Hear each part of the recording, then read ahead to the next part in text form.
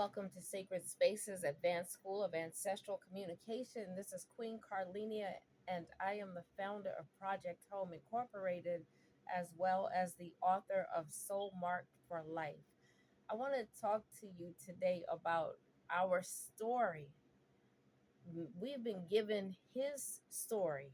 That's what they call history, but we have a story.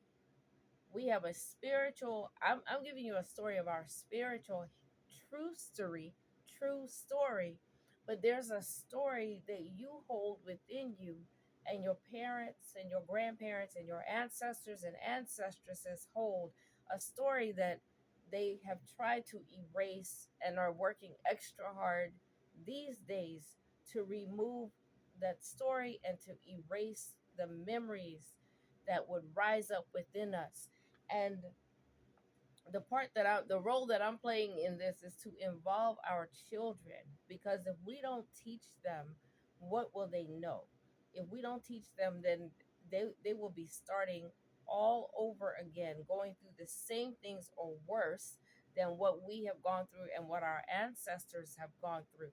So I have a program called Kids of the Cosmos, and it's a program for Afro-Wakanu and Afro-Waikainu youth, and we are launching our youth author program. We already have one youth that she's 7 now, but she was 6 when she published her first book. But this is going to tell the story of our families, and the children are going to, we would call it a family tree, but it's more than just placing the names and the dates of birth and maybe even transition into the ancestral realm. It's more than that, because they're going to have space to tell the stories or write the stories that their parents tell or that their grandparents tell, and this will be a record that they can keep and share with other family members as well. And what's unique about this is that we're not just recording the their family members' names and dates, like I said, their date of birth or date of transition, but we're also recording the meaning of their names. I always come here and share that our names actually denote our nature, and although we don't have our original names still encoded within the names we carry, when you see the description of your name, you can just Google it. You will see the characteristics that you carry. But it's even more interesting. I did it for myself, and I'm still in the process of completing that.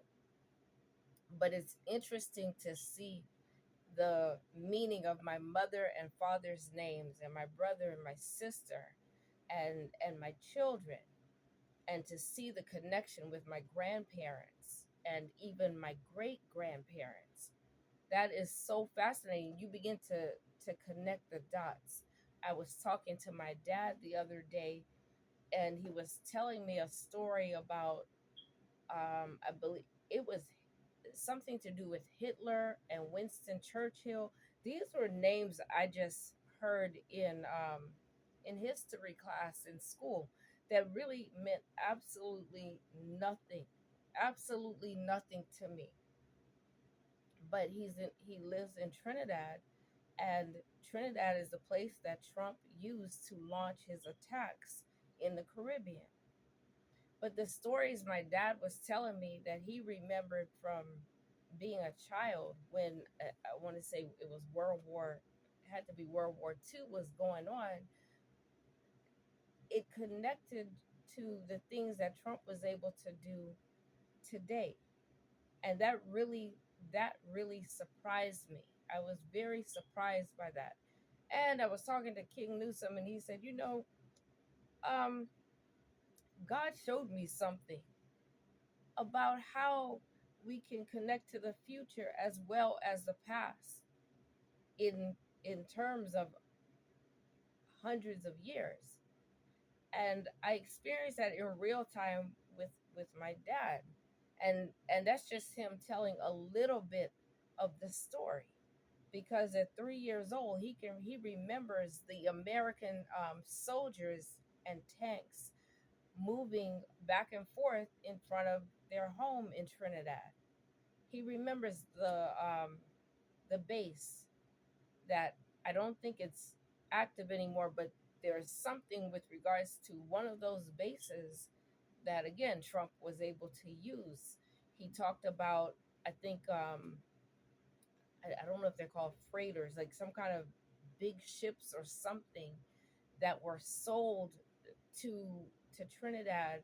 I think they were sold to Trinidad in exchange for um, maybe it was England or one of those countries, probably England, putting their bases in the Caribbean, something like that. Don't quote me on that, but he was giving me a history I had no idea of. And so I realized that when we begin to listen to the stories that our parents and our grandparents tell, and our children are recording these stories, they will be able to connect the dots. They will be able to reconstruct the history, the land, how much this country is indigenous to our people, right? But the land was stolen.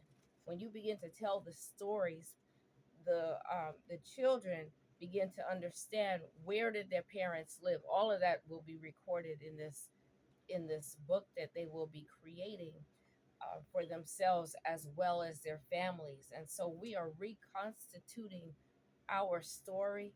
We're reconstituting ourselves and rebuilding our community literally one person at a time. We're creating communities that care. We don't have to wait for anyone to give us or to do anything for us. We have what we need to do for ourselves. There is reparations, obviously, that is owed, but once we come back to our right minds, we will take back what is ours instead of begging, hoping, and wishing that they will give us what is ours. Ashe.